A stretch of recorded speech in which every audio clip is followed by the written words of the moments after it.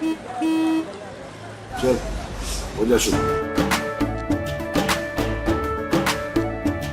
केसरिया से मन जोगी हुआ रे, दिल झूमे देखो मतवारा हुआ रे, दिल झूमे देखो मतवारा हुआ रे।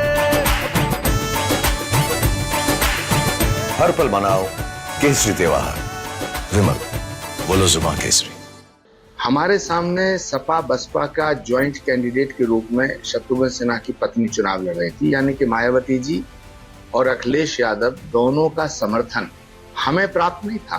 2024 के चुनाव में सपा आज भी उनके साथ खड़ी है, लेकिन बसपा उनके साथ नहीं खड़ी। राहुल गांधी जी की लोकप्रियता आजकल पाकिस्तान में बहुत बढ़ रही है, उनकी पॉपुलैरिटी में बहुत बढ़ रही है।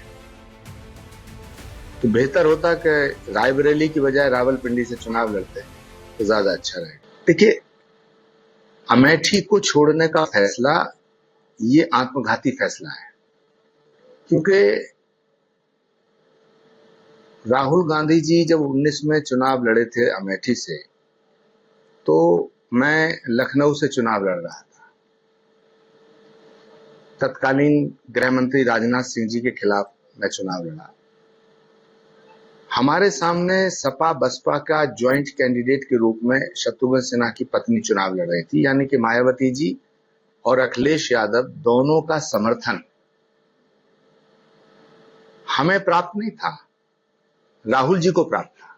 अमेठी में उनका कोई कैंडिडेट नहीं था, तो सपा का समर्थन तब भी इनके साथ था, तब बसपा का समर्थन भी था। तो आज 2024 में और 2019 में जो फर्क है वो क्या है कि 2024 के चुनाव में सपा आज भी उनके साथ खड़ी है, लेकिन बसपा उनके साथ नहीं खड़ी है। तो जो बसपा का वोट था उसको इसमें से माइनस अगर कर दिया जाए तो राहुल गांधी जी अमेठी भी हार रहे हैं और वो रायबरेली भी हारेंगे, क्योंकि जो बसपा का वोट है वो अब इन्हें नहीं मिलेगा, पहली बात। दूसरी बात, अमेठी छोड़ करके जो राहुल गांधी जी ने अमेठी छोड़ने का फैसला किया है तो वो हार के डर से किया है, और इतने बड़े नेता को डरना नहीं चाहिए। और उसमें राहुल गांधी जी इतने बड़े नेता हैं, विपक्ष के बहुत बड़े नेता हैं। संजय गांधी भी चुनाव हारे थे, मगर उन्होंने अपनी सीट नहीं छोड़ी थी। इंदिरा गांधी जी चुनाव हारी, उन्होंने अपनी सीट नहीं छोड़ी। तो हार के डर की वजह से आप सीट बदल दें, ये बड़े नेताओं को शोभा नहीं देता। और फिर राहुल गांधी तो हर जगह कहते थे, मीडिया से कहते थे डरो मत, कांग्रेस के नेताओं से कहते थे डरो मत, विपक्ष के नेताओं से कहते थे डरो मत। तो जो आदमी दूसरों को कहता था डरो मत, वो खुद डर गया।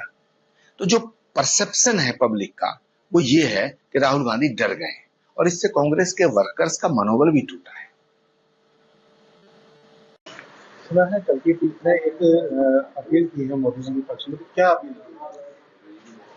देखिए, मैं देश के सभी साधु संतों से, ऋषि मुनि महात्माओं से, अखाड़ा परिषद से, अखिल भारतीय संत समिति से, भारत साधु समाज से, पूरे देश के सभी आश्रमधारियों से, स्थानधारियों से हाथ जोड़ करके कथावाचकों से निवेदन करना चाहता हूं कि भारत के भविष्य के लिए, भारत के उत्थान के लिए, भारत की एकता के लिए, भारत के स्वाभिमान और भारत के गौरव के लिए नरेंद्र मोदी का साथ दें। पूरे देश के सभी ऋषि मुनि महात्मा, संत महापुरुष देश के लिए सड़क पे आकर के नरेंद्र मोदी का साथ दें, क्योंकि भारत विरोधी ताकतें नरेंद्र मोदी को हराना चाहती हैं और नरेंद्र मोदी को मिटाना चाहती हैं। ऐसे में हर एक राष्ट्रभक्त का, हर एक भारतवासी का ये दायित्व बनता है कि नरेंद्र मोदी को पूरे प्रचंड बहुमत से तीसरी बार प्रधानमंत्री बनाए। प्रधानमंत्री नरेंद्र मोदी जी कहते हैं कि कांग्रेस की आंखों पर केवल एक समुदाय के वोट बैंक का चश्मा लगा है। क्या मानते हैं इस तरह की जो केवल एक मुस्लिम वोट को लेकर जो राजनीति है? मुझे लगता है चश्मा लगा ऐसा नहीं है, बिल्कुल अंधे हो गए हैं,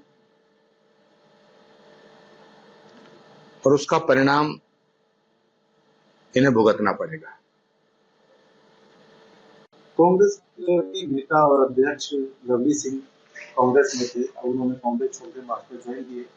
उनका एक बयान सामने है, उनका कहना है कि जब से कांग्रेस छोड़ी तब से मेरे पर आरोप प्रत्यारोप लग रहे हैं, लेकिन किसी ने ये नहीं पूछा कि क्या वजह है, सबने अनदेखा किया। क्या मानते हैं सबको लेकर?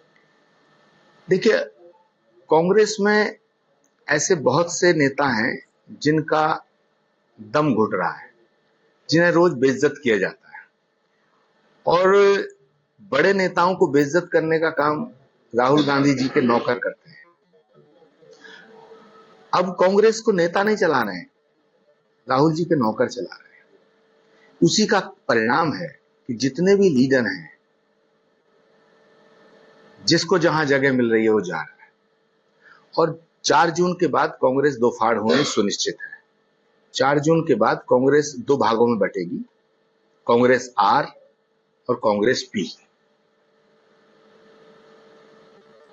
जम्मू कश्मीर में जवानों पर एक आतंकी हमला हुआ है, जहां 3 तरफ से घेर कर कुछ कार पर हमला किया है।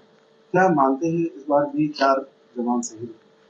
देखिए, पाकिस्तान एक बहुत ही निकम्मा, नालायक और बुज़दिल देश है। वो हमेशा हिंदुस्तान की फौज पर, हिंदुस्तान के जवानों पर छुप छुप के घात लगा के हमला करता है, लेकिन जिस तरह घर में घुस के मारा था, बालाकोट किया था भारत ने, मुझे लगता है कि पाकिस्तान को अभी एक और खुराक की जरूरत है, और नरेंद्र मोदी जी के होते हुए इस देश की तरफ कोई बुरी आंख उठाकर भी नहीं देख सकता, ये मुझे पूरा भरोसा है। रायबरेली, वायनाड से रायबरेली आए हैं, अब यहाँ पर उन्होंने नामांकन कराया, इलेक्शन होने वाला है। क्या मानते हैं वायनाड से रायबरेली? राहुल गांधी जी की लोकप्रियता आजकल पाकिस्तान में बहुत बढ़ रही है, उनकी पॉपुलैरिटी में बहुत बढ़ रही है, तो बेहतर होता कि रायबरेली की बजाय रावलपिंडी से चुनाव लड़ते तो ज्यादा अच्छा रहेगा।